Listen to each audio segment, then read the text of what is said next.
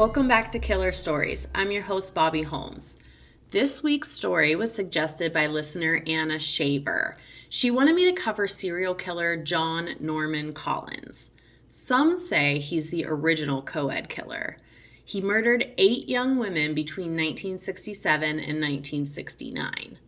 In my mind, Ed Kemper is the co-ed killer, so we will refer to John Collins by his other nicknames, the Yspsilanti Ripper and or the Michigan Murderer.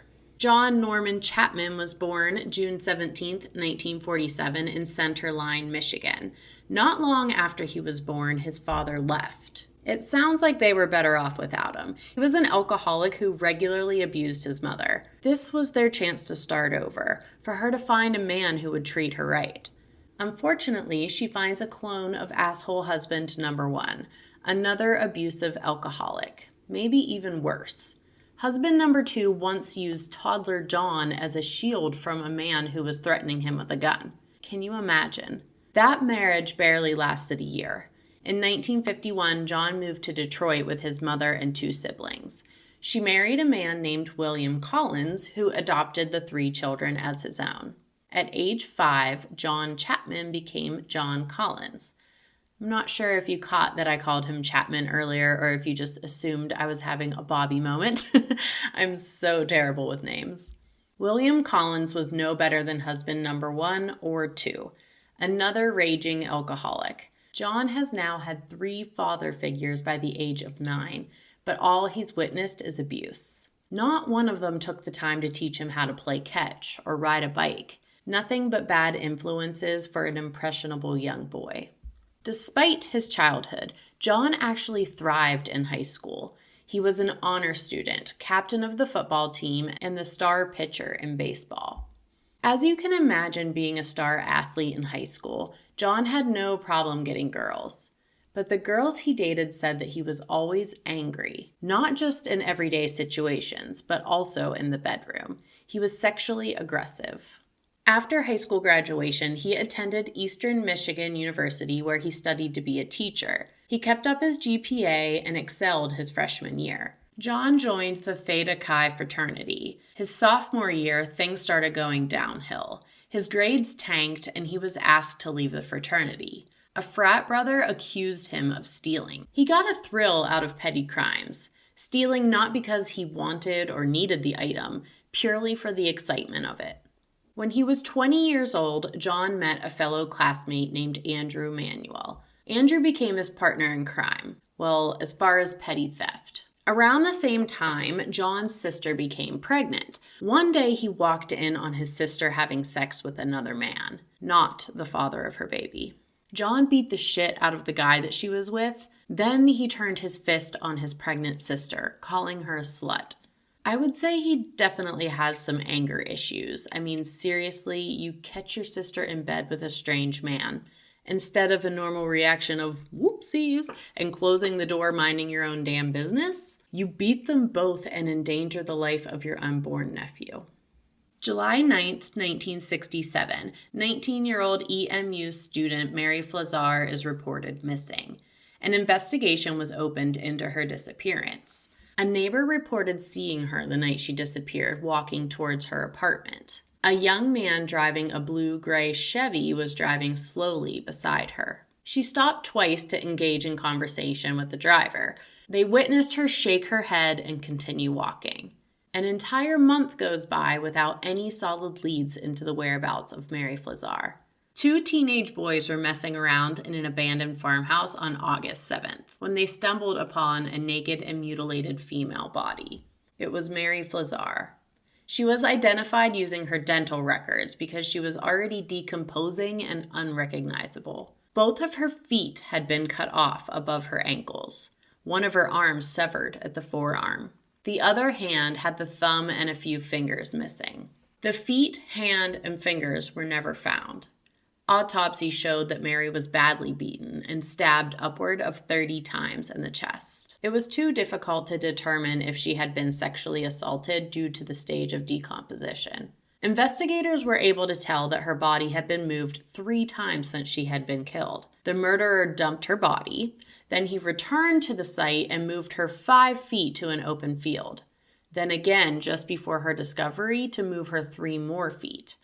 I assume he was trying to move her to an area where she was more likely to be found. While Mary's body was being kept at a funeral home, John Collins showed up claiming to be a friend of the Fleszars. He asked if he could take a picture of Mary. This request seemed very strange to the receptionist. She told him no, and John stormed off in anger. But the really frustrating part is, she found this strange, yet she wasn't able to give a description of this young man to police. If your gut tells you something isn't right, turn on your photographic memory. Memorize as many details as possible. This information could have been extremely helpful. John laid low for almost an entire year. July 5th, 1968, the body of 20-year-old Joan Schell was found by a construction worker alongside the road. There was some confusion about how long Joan had been dead. Her upper body was further decomposed in comparison to her waist down. Her body must have been held somewhere else since her death and then dumped alongside the road in the past 24 hours. She was held somewhere cool, but her upper body must have been exposed to heat. Joan was stabbed 25 times in the chest and abdomen. A 4-inch blade cut into her liver, lungs, and carotid artery.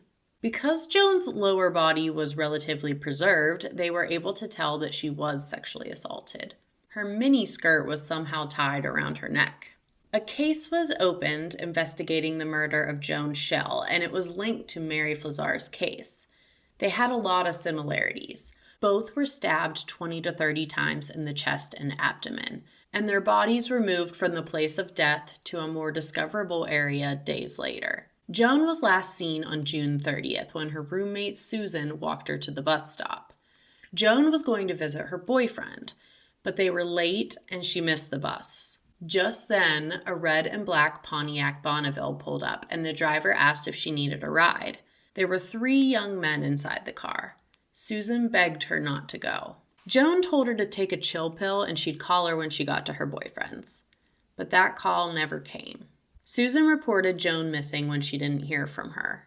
The investigation into both Joan and Mary's murders went nowhere, despite the $7,800 reward advertised to anyone who had information. One witness came forward saying that they saw John Collins walking down the street with Joan the day of her disappearance. He actually lived across the street from the girls on campus, but when the police interviewed him, he said he didn't know Joan or Susan. John had an alibi for that weekend, claiming to be at his mother's house in Center Line. Police didn't even look into his supposed alibi. They just took his word for it. In March of 1969, another EMU student had just gotten engaged, 23-year-old Jane Mixer. She was excited to share the news with her family. She was hoping to hitch a ride to her hometown in Muskegon. Jane found a ride on March 20th. The next morning, Jane's body was found in Denton Cemetery. She was lying on top of a grave and was neatly covered with her raincoat. Jane did not show any signs of a sexual assault, although her pants were partially pulled down. She was on her period at the time, and it was thought that maybe this was a deterrent against the sexual assault. She was strangled with a nylon stocking and shot twice in the head with a .22. It was estimated that her time of death was approximately 3 a.m. Jane was murdered elsewhere, and her body was strategically placed at that cemetery. The next victim was found just 4 days after the death of Jane Mixer. 16-year-old high school student Maralynn Skelton was found dead after hitchhiking. The other victims showed signs of being beaten, but Marilynn's injuries were extensive in comparison.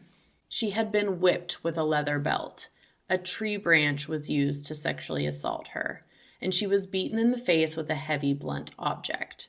Maralynn had multiple skull fractures, and this is what ultimately led to her death. Maralynn was found naked with a garter belt around her neck. Her body was within a few hundred feet from where Joan Schell was found.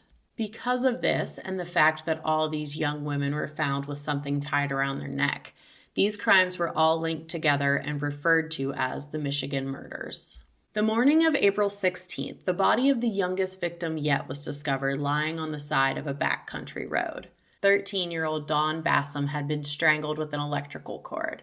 The cord was still around her neck when she was found. It didn't seem as if Dawn was beaten, but she had been cut and stabbed.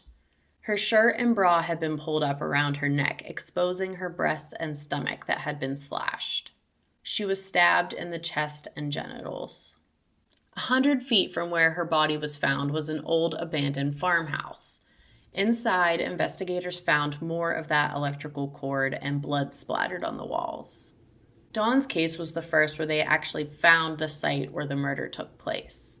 Dawn was last seen the night before walking home from a friend's house. She had someone with her most of the way, but they walked their separate ways and Dawn was still about 5 blocks from her home. Inside the farmhouse where her body was found, John left behind a trophy from Dawn and Maralyn's murder, confirming suspicions of these cases being linked. June 8th, 21-year-old Alice Kalom was reported missing. She was a grad student attending the University of Michigan. She was last seen around 2 a.m. walking to her apartment from a party. The next day, 3 teenage boys stumbled upon her partially clothed body and called the police. Alice had been stabbed twice in the chest. Her throat was cut so deep she was nearly decapitated and shot in the forehead at point-blank range. Evidence showed she had endured a sexual assault. It was just hard to tell if it was pre- or post-mortem.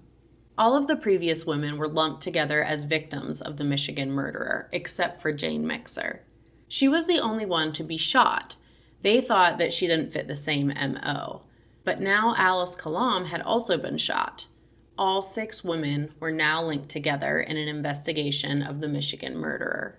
Because most of these young women attended the local universities, they thought it was a possibility that the perpetrator was a student. Fear spread and female students began carrying knives and wouldn't dare walk alone. No one was hitchhiking until the threat was caught and behind bars. The local police department stayed busy working to eliminate suspects, starting with the registered sex offenders. Over 1,000 living in the area were interviewed. Press conferences were held, and even with the reward for information jumping to $42,000, the cases still remained unsolved. Not because people weren't calling in. They sifted through over 800 tips, but nothing helped lead to a suspect. The people of Ypsilanti were desperate. Citizens got together and paid psychic Peter Hurkos to try and uncover missing information. It sounds crazy, but Peter's description of the killer ended up being spot on. He supposedly knew nothing about the victims or where they were found, yet he was able to point out every single dump site. He spoke of details he couldn't possibly know about, things that weren't released to the public. Even more terrifying, Peter predicted that the killer was going to strike again, and soon. July 23, 1969, 18-year-old Karen Bienen was reported missing by her roommate. 3 days later, Karen's body was found in the ditch along the Huron River Parkway. She was beaten with a blunt instrument all over her body. There were broken bones, including a fractured skull. But there was a new element used in this murder. Her body showed signs of chemical burns on her breasts, neck, and shoulders. Autopsy showed that she was also forced to ingest the same chemical. Karen would have eventually died from her injuries, but her cause of death was strangulation.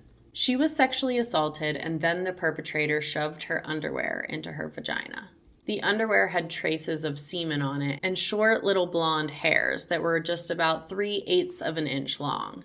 Karen had long brown hair, so the hairs found were assumed to be her killer's. In the previous murders, it seemed as if the killer returned to the victim's body. Police attempted to try and set a trap. They kept the discovery of Karen's body quiet and set a mannequin out in her place. There was heavy rain the night of the stakeout. The officer on duty saw a man running away from the mannequin.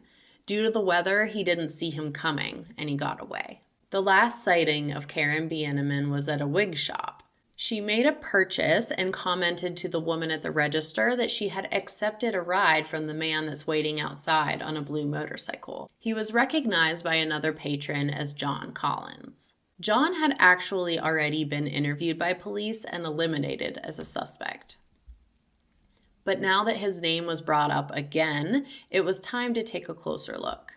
Depending on who you're talking to, John was described as a gentleman who was very polite to women. Others described him as having a bad temper.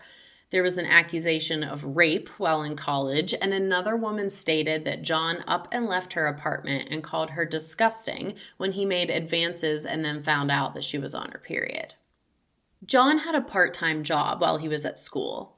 His coworkers thought it was strange how he constantly talked about these murders in detail, and not in disgust. He spoke of them with excitement. The owner of the wig shop positively ID'd John Collins in a police lineup as the man waiting for Karen outside on the motorcycle.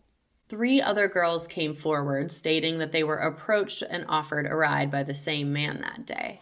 John Collins denied having any involvement in the murders, but declined to take a polygraph test. His roommate stated that he saw John trying to conceal a box as he walked out of the apartment. When he asked what he was doing, he said he just decided to get rid of some things. Those things were a woman's purple shoe, a piece of denim jeans, and a purse.